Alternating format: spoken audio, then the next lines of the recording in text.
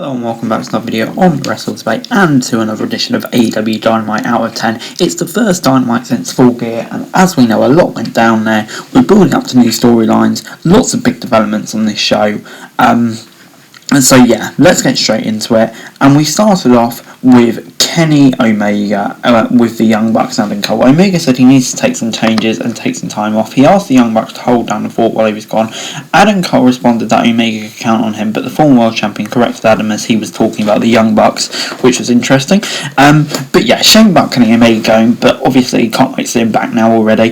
The Dark Order were then in the ring as they introduced Hangman Page. The fans erupted and we got a chance that you deserve it. Page was ready to celebrate before Danielson's music hit. Danielson congratulated Page and said he was excited for his match, but he was surprised and disappointed it wasn't against Omega.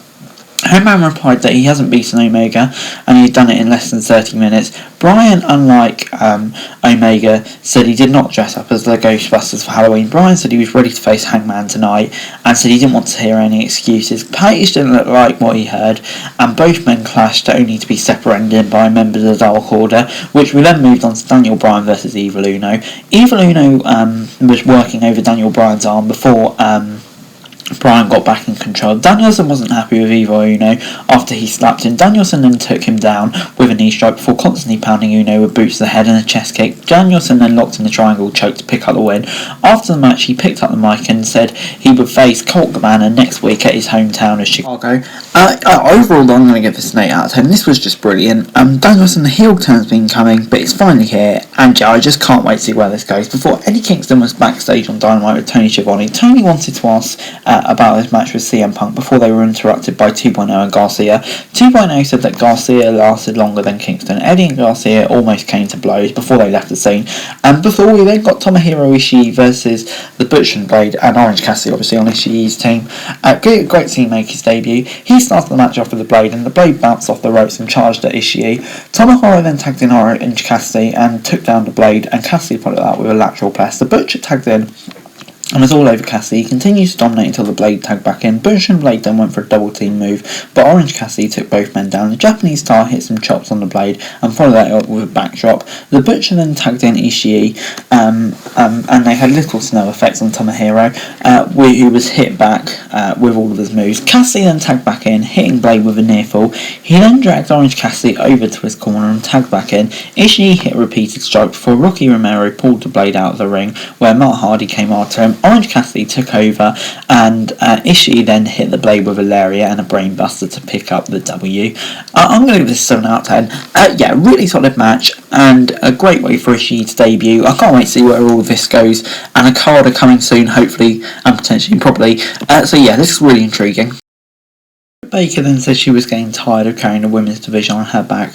Baker put over Jamie Hayter as someone who was the future before touting her to beat Thunder Rosa next week. Before we got Hikaru Shida versus Nyla Rose. Remember when these two were fighting for the women's title? Shida fought back, forcing Rose to roll out of the ring. Rose quickly used her strength advantage to toss Shida knee first into the turnbuckle. Shida then sent Nyla Rose crashing into the barricade and went up to set a steel chair.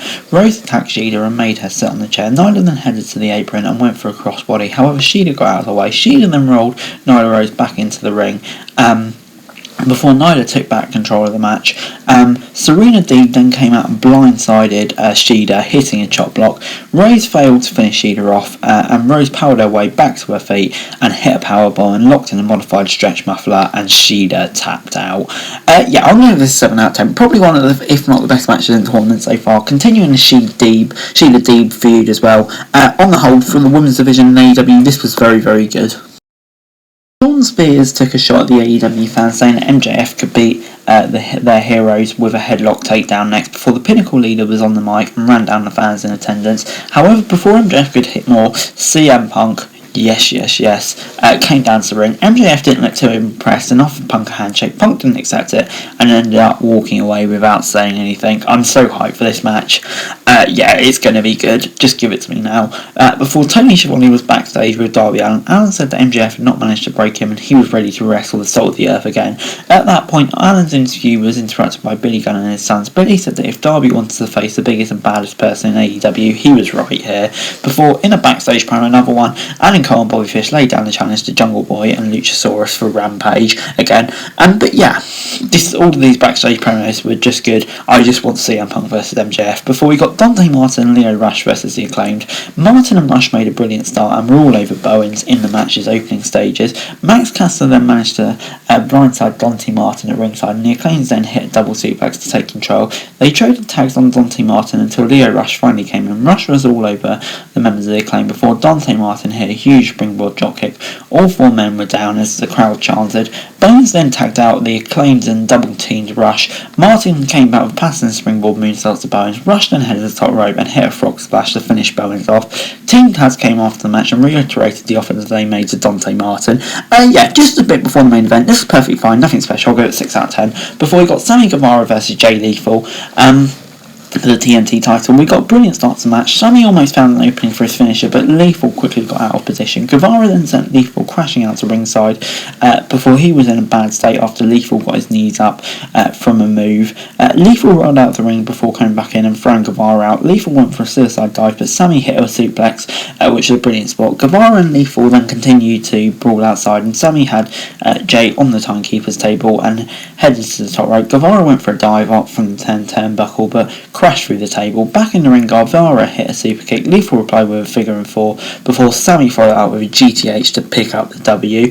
I'm going to give it 7 out of 10. For Jay Lethal's first match, this was really fun, and Sami retaining was the right result. Overall this week, Dynamite gets an 8 out of 10 from me.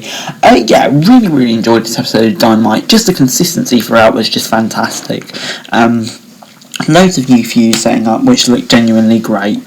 And yeah, the matches from top to bottom were pretty solid as well. So yeah, really great episode of Dynamite this week. But anyway, guys, that's it for the video. Thanks very much for watching. Remember to like, share, subscribe. Let me know your thoughts, comments down below. And follow me on Twitter. Link in the description for daily wrestling news, and subscribe to my channel and subscribe. That'd be greatly appreciated. Thanks very much for watching.